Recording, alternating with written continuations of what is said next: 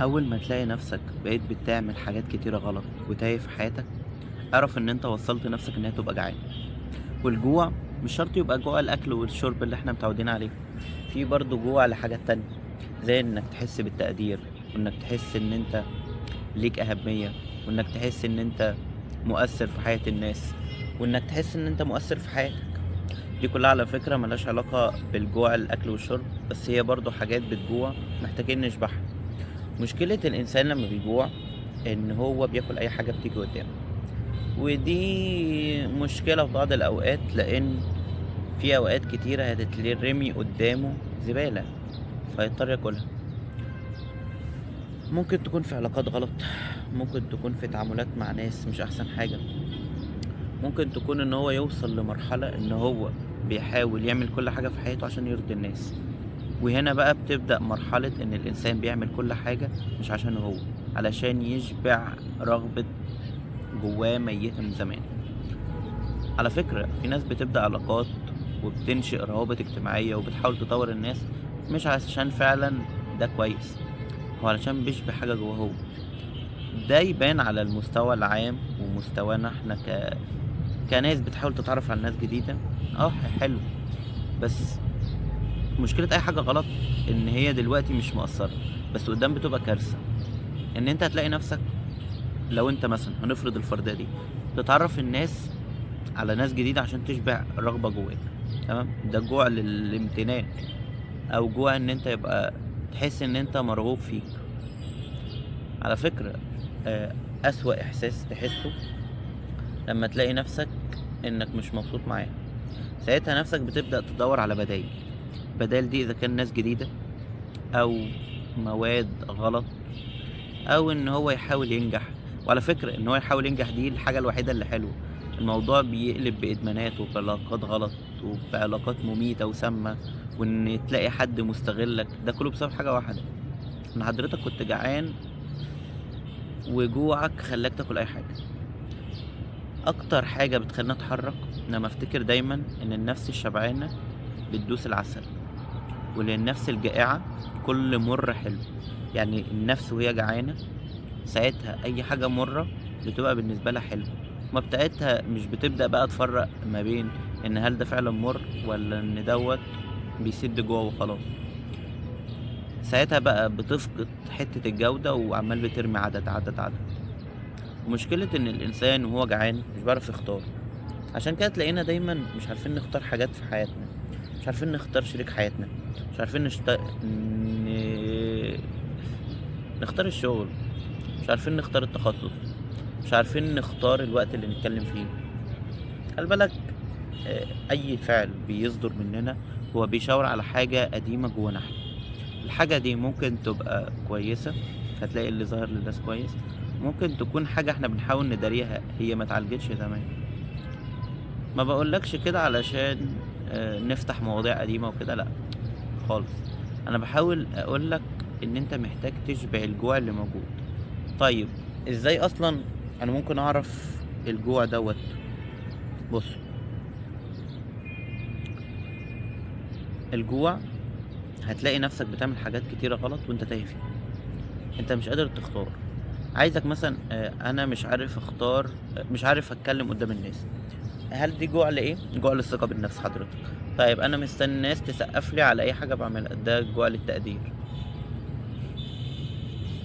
كانت افتكر في اول سنة ليا في الجامعة كنت لما اعمل حاجة حلوة، مثلا مشروع ولا بروجكت، وطبعا تبقى مميز فيه عن بقية الناس، كنت افتكر ان انا بلف على الدكاترة واوريهم قد ايه انا شاطر ومميز.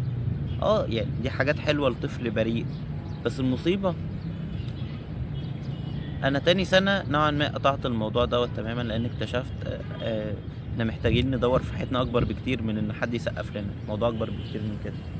اللي اكتشفت بقى هي مشكلة اكبر من كده بكتير، ان في ناس صحابي بعد 5 و6 سنين من هما في الجامعة ما زالوا بيدوروا على التقدير ده.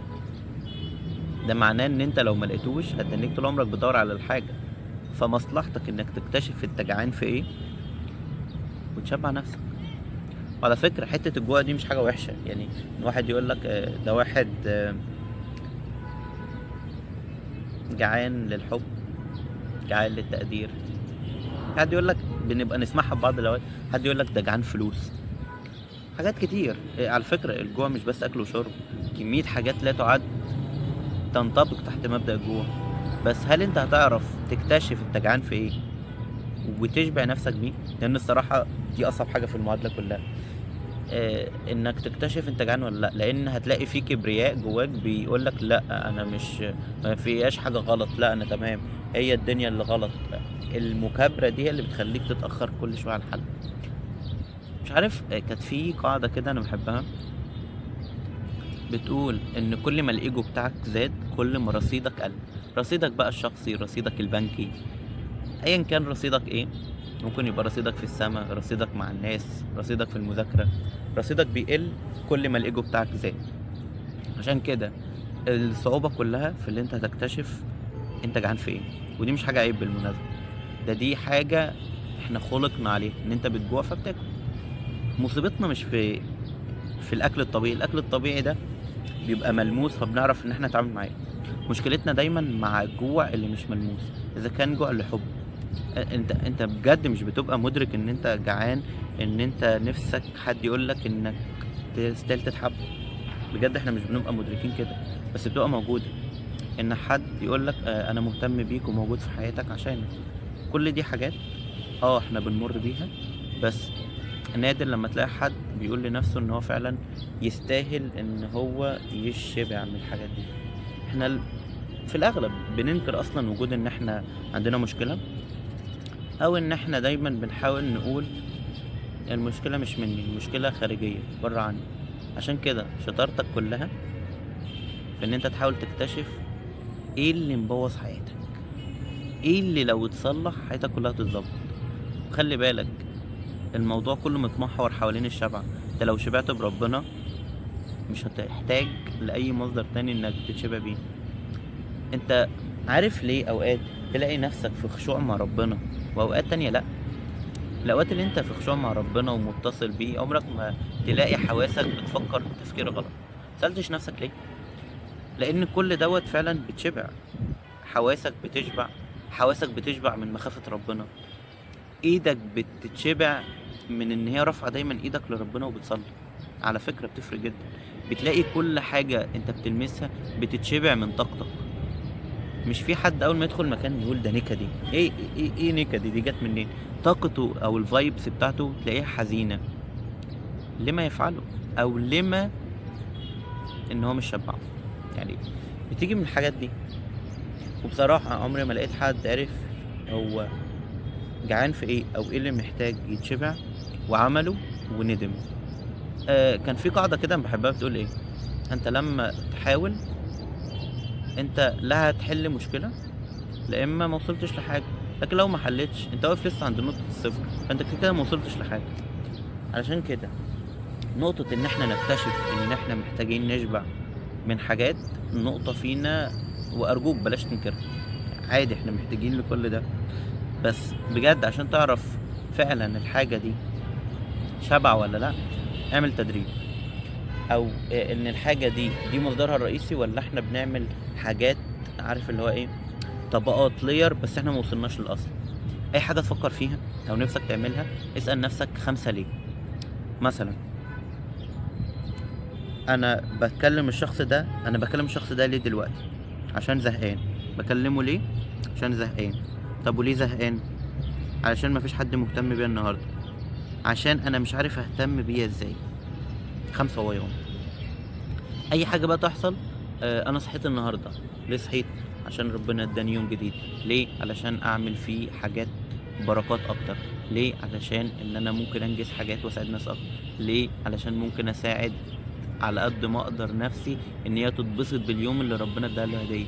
ليه؟ علشان في اليوم ده قبل ما انام اشكر ربنا على كل النعمه اللي اداها لي وانجزتها في اليوم ده، واداني الوقت والصحه والطاقه ان انا اعمل كل الحاجات دي. عايزك اي حاجه تعملها بجد بجد بجد اسال نفسك ال5 دول ليه. انت نازل الجامعه ليه؟ علشان الدكتور. ليه؟ علشان الدرجات. ليه؟ علشان ممكن تاثر على الميد ترم. ليه؟ علشان انا نفسي اجيب تقدير عالي. شايف الدايره دي؟ هتلاقي اي حاجه ليها مرجعيه. وانا صاحي ليه؟ عشان نفسي اجيب تقدير. لما بقى بنبوظ المفاهيم بتلاقينا انا صاحي ليه؟ علشان اذاكر؟ لا يا، الموضوع اعقد بكتير من الفكرة دي، بس احنا اللي بنختزلها، او بمعنى ادق احنا بنستسهل بجد. ان احنا نطور نفسنا وان احنا نتحرك في حياتنا بشكل افضل بكتير محتاجة مجهود مجهود مجهود، لان برضو الحياة اللي حواليك بتبذل مجهود رهيب عشان تخرب حياتك. انت ليه مستسخ حتى دي مش هتطلع، خسران في نفسك ان انت تخليها احسن؟ ليه يعني؟ مع انها تستاهل ومعاك في كل وقت، وهي اكتر حد انت بتتبسط بالقعدة معاه، ده المفروض، والمفروض توصل. يعني امتى تقول انا وصلت؟ لما تقعد مع نفسك وانت ما بتعملش اي حاجه ومبسوط بجد، ده الكنز. واخيرا، لو عملت حاجه وبعدها حسيت بتقل في قلبك او انك رخصت في نفسك، فده كان جوع. وافتكر دايما ان النفس الشبعانه دايما بتسيب وراه هدوء مش توتر. النفس الشبعانه تدوس العسل، وللنفس الجائعه كل مر حلو. وبس كده، سلام.